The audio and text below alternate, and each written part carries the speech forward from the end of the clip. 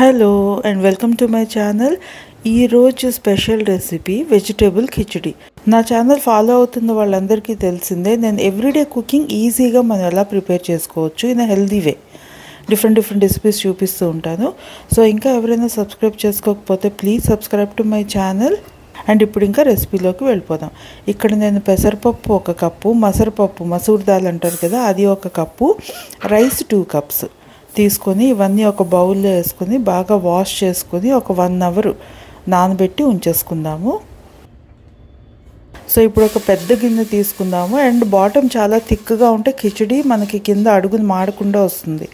2 కప్పులు రైస్, 2 కప్పులు పప్పు తీసుకున్నాం కదా. సో కిచడీకి ఎప్పుడు 2 కప్పులు రైస్కి 8 కప్పులు వాటర్ పడుతుంది, ఇంకా దానికన్నా ఎక్కువగానే పడుతుంది. సో అది మన కన్సిస్టెన్సీ చూసి వేసుకోవచ్చు. నీళ్ళు బాగా మరిగిన తర్వాత ఇప్పుడు ఆ పప్పు రైస్ అన్నీ కడిగి పెట్టి ఉంచుకున్నాం కదా, అదంతా వేసేద్దాం. వేసి 1-2 సార్లు ఇలా కలిపేసి మళ్ళీ మూత పెట్టి బాగా మరిగేంత వరకు వదిలేద్దాం. ఇంకా అలా ఉడకబెట్టడమే కిచడి అంటే. సో ఇప్పుడు ఒకసారి ఉడుకుతుంది కదా, హాఫ్ కుక్ అవుతుంది, హాఫ్ కూడా కాదు, ఇంకా 25% కుక్ అయింది అనుకోండి. ఇప్పుడు ఇందులో వెజిటేబుల్స్ మనం ఏవేవి కట్ చేసి ఉంచుకున్నామో అవన్నీ వేసేయడమే.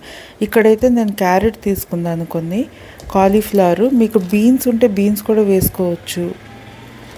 ఇంకా వేరే వెజిటేబుల్స్ కూడా మీ ఇంట్రెస్ట్ వేసుకుంటే వేసుకోవచ్చు. బట్ అన్నిటికన్నా ఇంపార్టెంట్ ఏంటి అంటే క్యారెట్స్, కాలీఫ్లవర్, పొటాటో అండ్ ఇవి గ్రీన్ పీస్, ఇవి చాలా బాగుంటాయి వేసుకుంటే, కంపల్సరీగా వేసుకోండి. ఇవే కాకుండా ఇంక ఎక్స్ట్రా కూడా వేసుకోవచ్చు. సో ఇప్పుడు ఉప్పు కూడా ఆల్రెడీ వేసాను కదా, ఉప్పు కూడా వేసి కాస్త ఇలా కలిపేసుకుందాము. కలుపుకుని మళ్ళీ మూత పెట్టి వదిలేద్దాం. ఇప్పుడు మళ్ళీ కాసేపు మూత తీసి ఉడుకుతుంది కదా, కొంచెం ఇలా టిల్ట్ చేసి పెట్టుకోండి, లేదు అంటే పొంగుతుంది. కాబట్టి ఇంకా కిచడి అంటే అలాగ దగ్గరగా అలా ఉడకబెట్టుకుంటూ ఉండడమే. ఇప్పుడు ఇది వేరే పొయ్యి మీద ఉడుకుతుంది కదా, ఈలోగా ఒక చిన్న కడాయిలో కొద్దిగా ఆవాల నూనె తీసుకున్నాను. ఇందులో మనం ఉల్లిపాయలు ఫస్ట్ వేసుకుని, ఓన్లీ ఉల్లిపాయలే, ఇందులో ఆవాలు జీలకర్ర అవేవి వేయొద్దు.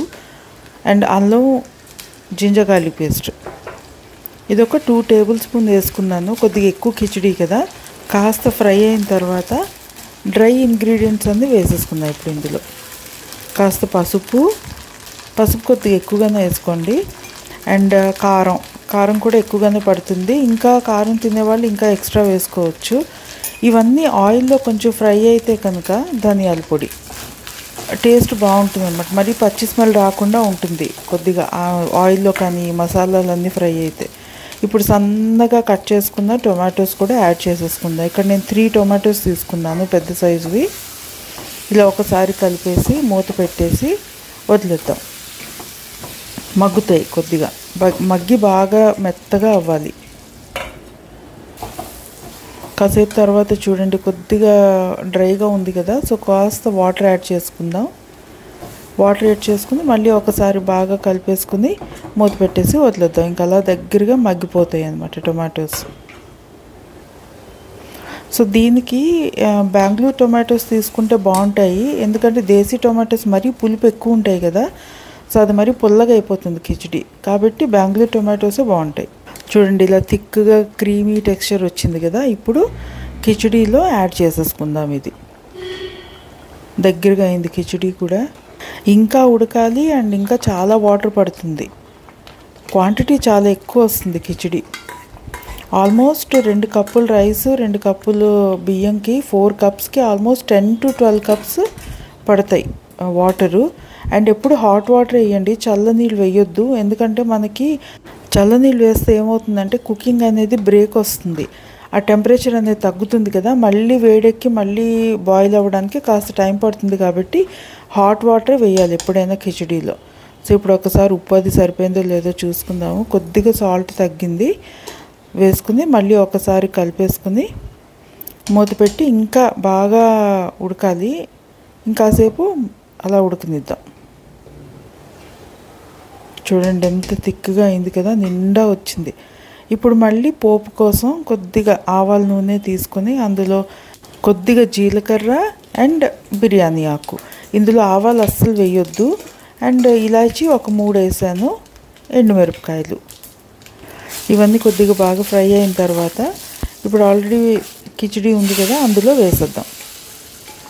ఈ తడక వేస్తే కనుక చాలా మంచి ఫ్లేవర్ వస్తుంది.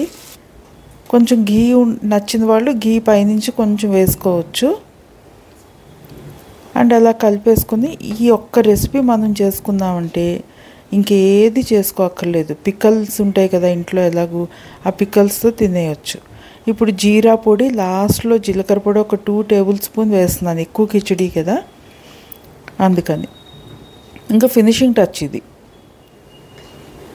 జీలకర్ర లాస్ట్లో వేయాలి, గుర్తుపెట్టుకోండి, ముందు వేయొద్దు. జీలకర్ర పొడి మాత్రం లాస్ట్లో దించే ముందు వేయాలి. కొత్తిమీర, జీలకర్ర పొడి ఈ 2 బాగా కలిపేసుకొని ఇంకా ఆఫ్ చేసేసి మూత పెట్టి వదిలేద్దాం. కాసేపు అయిన తర్వాత ఇది చాలా థిక్గా అయిపోతుంది. చూడండి, ఒక 2 అవర్స్ తర్వాత ఇంత థిక్గా అయింది. కరెక్ట్గా మనం తినడానికి బాగుంటుంది అన్నమాట కన్సిస్టెన్సీ. అండ్ దీంతోపాటు పాపడ్, లేదు అంటే ఎవరికైనా నచ్చితే వంకాయ ఫ్రై అండ్ పిక్కల్ కొద్దిగా చాలా బాగుంటుంది. సో మరి మీకు నచ్చింది కదా రెసిపీ, వెంటనే ట్రై చేయండి అండ్ ఎలా వచ్చిందో చెప్పేయండి. నచ్చితే ఒక like and share with your friends. Thanks for watching. Until my next video, take care of yourself. This is Usha signing off for now. Bye bye.